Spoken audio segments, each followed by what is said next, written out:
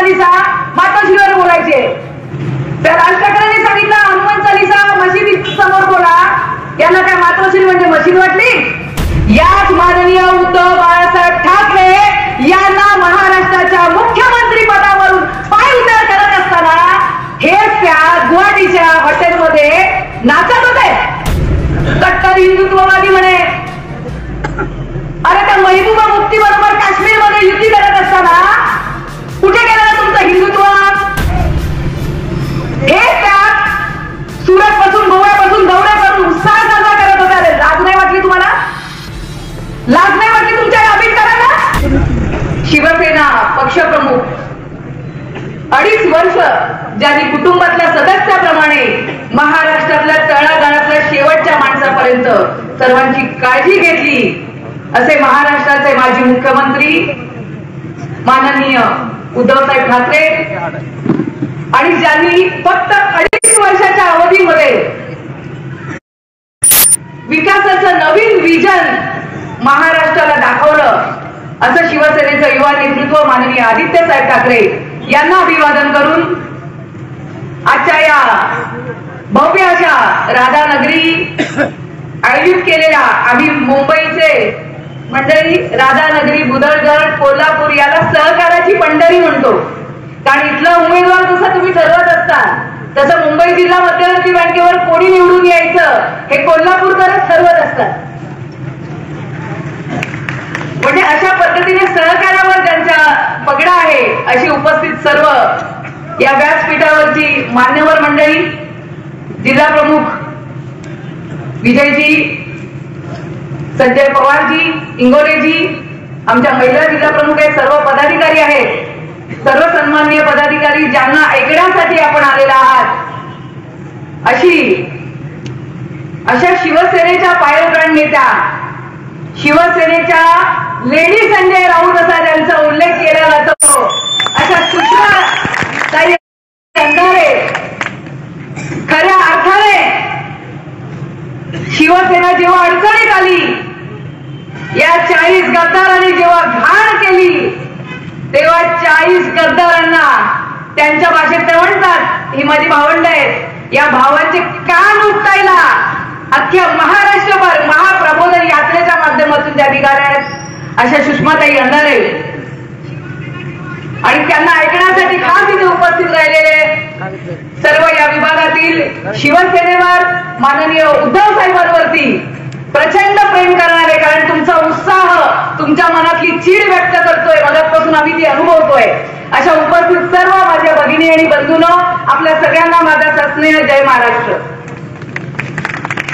मला माहिती आहे गेले 3-4 महिने आपण सगळेच जण राजकारण, कधी चायवर पण चहा पिताना पण चर्चा केली, तो प्रत्येक जण संध्याकाळी आल्यावर तरी आठवणीने बातमी लावतो, सकाळी आठवणीने पेपर उघडतो, नसेल तर नाक्यावर जाऊन कुठल्या तरी दुकानात तरी पेपर वाचतो की काय बाबा आज काय नवीन झालंय महाराष्ट्राच्या राजकारणामध्ये.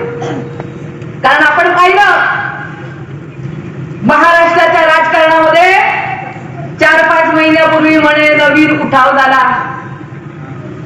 उठावाचे एक क्रांतिकारी या गावचे पण आहेत की नाही? मगाचपासून सगळ्यांनी त्यांचा समाचार घेतलेले आहेत.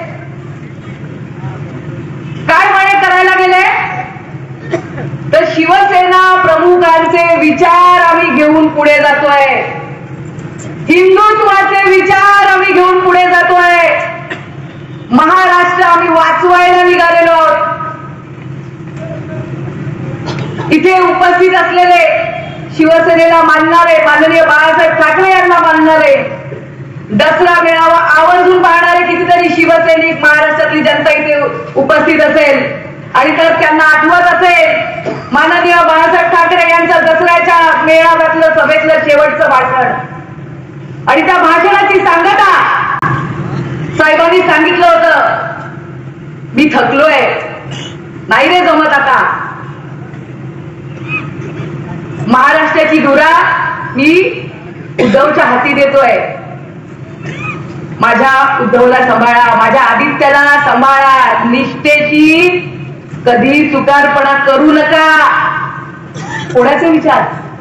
माननीय बाळासाहेब ठाकरे यांचे विचार. कोणाला दिले? प्रत्येक शिवसैनिकाला सांगितलं तरी. आणि ह्यांनी काय केलं? याच माननीय उद्धव बाळासाहेब ठाकरे यांना महाराष्ट्राच्या मुख्यमंत्री पदावरून पायउतार करत असताना हेच त्या गुवाहाटीच्या हॉटेलमध्ये नाचत होते. हेच त्या सुरत पासून गोव्यापासून दौरे करून उत्साह साजरा करत होता. लाज नाही वाटली तुम्हाला? लाज नाही वाटली तुमच्या या अभिप्रायाला?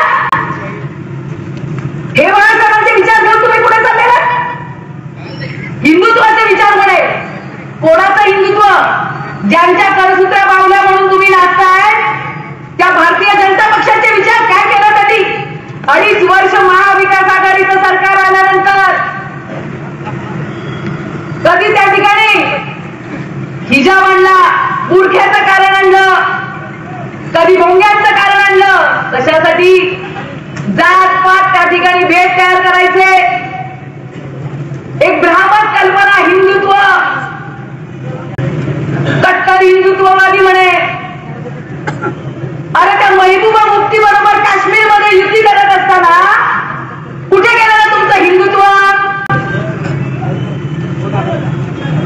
कशा पद्धतीने हे वागतात? म्हणे मला कुणीतरी मागाशी सांगितलं काश्मीर फाईल्स आणि तिकिटी वाटल्या. इलेक्शन मध्ये काही तिकिटी वाटत होते. 370 कलम रद्द केलं म्हणून त्या ठिकाणी खूप मोठा गाजावाजा केला. पण आजची परिस्थिती माहितीये? आज तिकडे काश्मीरी पंडितांच्या हत्या होत आहेत. हिंदुस्थानचे लष्कर प्रमुख पंकज सिंग असतील, सुरक्षा दलाचे प्रमुख अधिकारी आहेत, यांना जाहीर सांगावं लागतंय चीनचं सैन्य यांनी बराचसा भाग हिंदुस्थानचा त्या ठिकाणी व्यापलेला आहे आणि हे सैन्य मागे जात नाहीये. कारण केंद्र सरकार, भारताचे पंतप्रधान काहीतरी वेगळं वातावरण सांगतायत, पण प्रत्यक्षात काय आहे हे त्यांना जाहीर परिषदेत सांगावं लागलंय की ही परिस्थिती आहे. म्हणजे कुठेतरी भ्रामक कल्पना ठेवायची, हिंदुत्वाची कल्पना. अरे बाळासाहेबांचं हिंदुत्व तुम्हाला माहिती होतं का? 92च्या दंगलीच्या काळात घरामध्ये मुसलमान बांधव आले होते मातोश्रीवरती आणि त्यांची चुळबुळ सुरू झाली. साहेबांनी विचारलं काय त्यांची मगापासून चुळबुळ चालू आहे? तर म्हणे आमची नमाजाची वेळ झाली आहे. आणि त्यांची नमाजाची वेळ झाली कळलं. साहेब बोलले अरे इथे पडा ना नमाज. त्यांना लगेच ते बघून आलं म्हणे साहेब इथे नमाज पडा. आणि तातडीने त्यांची व्यवस्था करून देण्यात आली आणि मातोश्रीवर नमाज पडला गेला. हे बाळासाहेबांचं हिंदुत्व होतं.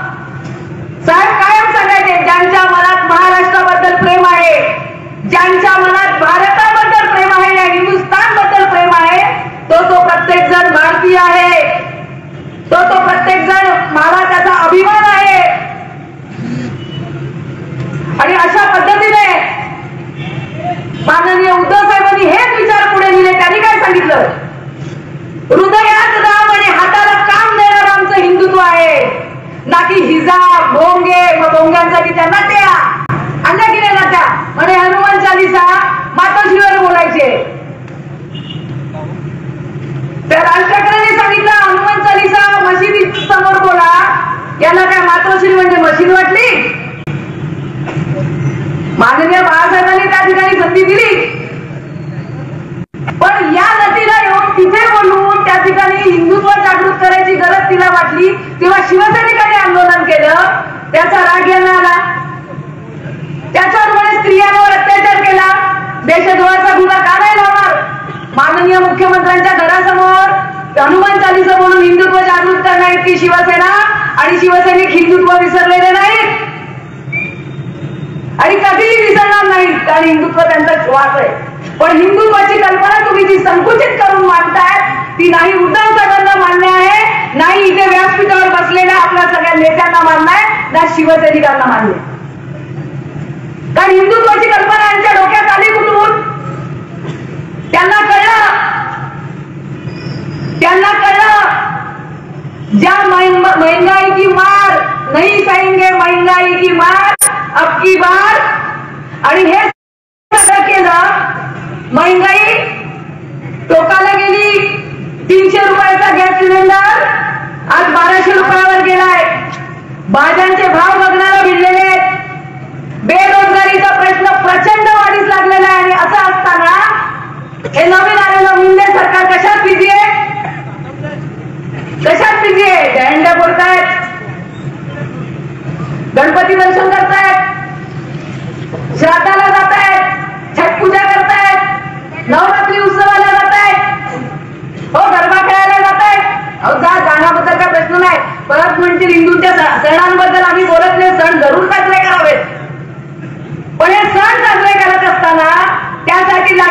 आर्थिक रसद जी ज्या रोजगारातून मिळते, हे रोजगार बाबा कुठे चालले? गुजरातला. आज सौदा झाला का यांच्यामध्ये? आम्हाला गादी द्या, आम्ही तुम्हाला महाराष्ट्र देतो. आज या ठिकाणी बघा तुम्ही, 5वा उद्योग काल गेला. 5वा उद्योग काल महाराष्ट्राच्या बाहेर गेला प्रकल्प.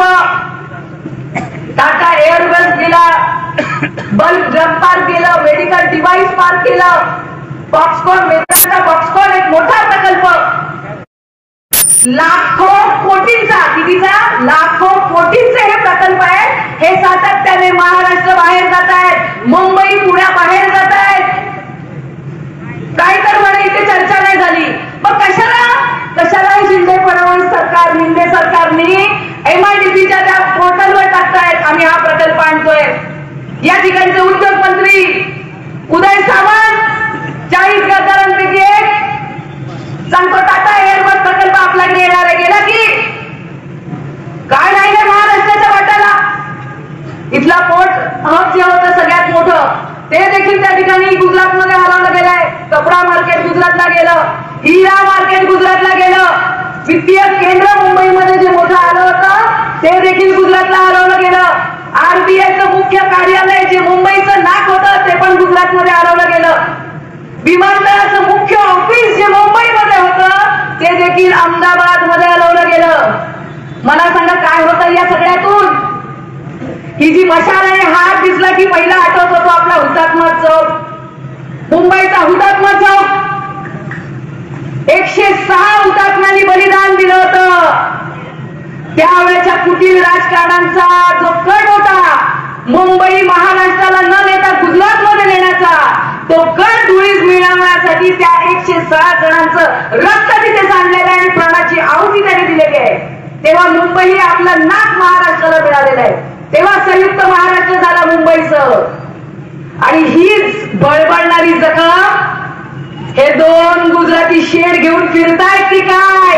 आणि त्याकरता मुंबई जर आपल्याला मिळणारच नसेल तर या मुंबईचं महत्व कमी करायचं, या महाराष्ट्राचं महत्व कमी करायचं आणि या महाराष्ट्राला कुठेतरी इतकं गरीब सगळे उद्योगधंदे काढून घ्यायचे, बेरोजगारी तयार करायची, एवढं व्यक्ती जाणायचं की यांचा नाईलाज झाला पाहिजे. हा अजेंडा घेऊन, हा यांचा अजेंडा घेऊन हे फडणवीस सरकार, शिंदे सरकार या ठिकाणी स्थापलेलं आहे. आणि नसेल असं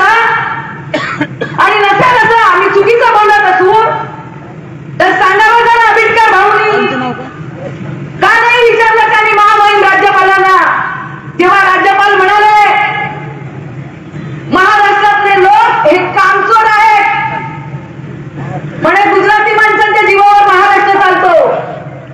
नाही त्यांचं योगदान असू शकेल, पण महाराष्ट्रातल्या या सहकाराच्या पंढरीतल्या सहकाराच्या हजारो संस्था ज्या हजारो कोटीचं भांडवल घेऊन महाराष्ट्राची प्रगती करतायत, काय आम्ही कामचोर आहोत? आम्ही नाराज आहोत? का विचारलं नाही आंबेडकर भाऊने? का विचारलं नाही यांनी? म्हणजे यांच्या बरोबर हे जेव्हा एकदा बीजेपीच्या त्या वॉशिंग मशीन मध्ये जातात, ही सगळी पापा यांची धुवून निघाली जातात. तुम्हाला आठवतंय हाथरस, उन्नाव, कठुआ इथे झालेले बलात्काराचे प्रकार अत्यंत हिंसक, अत्यंत वाईट. म्हणजे एवढं वाईट की बलात्कार झाल्यानंतर ती बॉडी त्या मुलींची दिली नाहीच कुटुंबियाला, ती तिकडच्या यंत्रणेनेच झाली. आणि माझ्या पत्रकार बांधवांना, इतर राजकीय पक्षाच्या लोकांनाही त्या गावात न जाऊ देण्यासाठी वेशी अडवल्या गेल्या. हे घडतंय यांच्या राज्यामध्ये, हे घडतंय यांच्या राज्यामध्ये. यांचे एक नेते पक्क्या ऍक्टर, चांगला शब्द वापरला ताई मी, पक्क्या ऍक्टर, माननीय उद्धव साहेबांच्या काळात चायन नाईक बलात्काराचा प्रसंग घडला होता. आणि त्या महिलेवर बलात्कार करणाऱ्या त्या माणसाला एका तासात, किती वेळात? एका तासात पकडलं गेलं होतं आपल्या पोलिसांकडून. आणि तरी देखील चित्रा दुःख झालं आणि रडल्या. मला त्यांना विचारायचंय, आता तुमच्या काळात भंडारा गोंदियामध्ये एका महिलेवर रस्त्याने जात असताना 4 लोक वेगवेगळ्या 4 वेळेला बलात्कार करतात, तेव्हा का झोपून राहिल्यात आपलं सरकार? अरे एक मुलगी जिच्यावर बलात्कार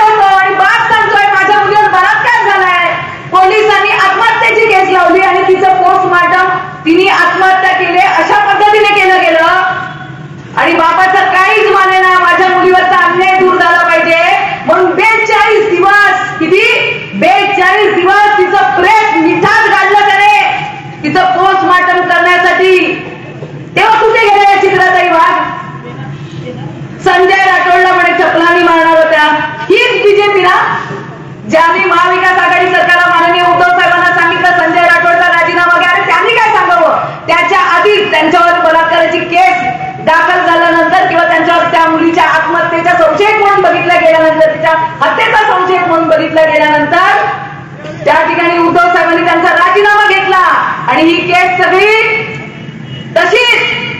पण जेव्हा ते मिंदे गटाचा भाग झाले, जेव्हा ते बीजेपीच्या गटात सामील झाले, तेव्हा लगेच परत मंत्री झाले. कुठल्या वॉशिंग मशीन मध्ये धुवून काढतात याला?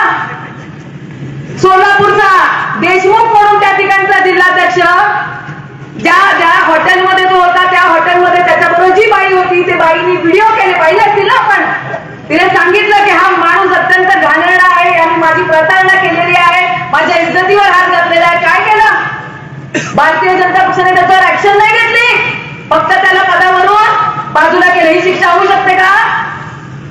मग काल जितेंद्र आव्हाडांनी जर बाईला सांगितलं बाजूला सरका, काय सांगितलं? बाजूला सरका, तर त्यांच्यावर कुठली केस दाखल झाली? विनयभंगाची. मग गुलाबराव पाटील जे सुषमाताईंबद्दल अपशब्द वापरतात, यांच्यावर अशी केस का दाखल झाली नाही? सन्माननीय खासदार, संसदपटू, संसद रत्न सुप्रियाताई सुळे यांना जेव्हा हे अब्दुल सत्तार अत्यंत घाणेरड्या शब्दात बोलतात, तेव्हा त्यांच्यावर त्या ठिकाणी का कुठली ऍक्शन झाली नाही?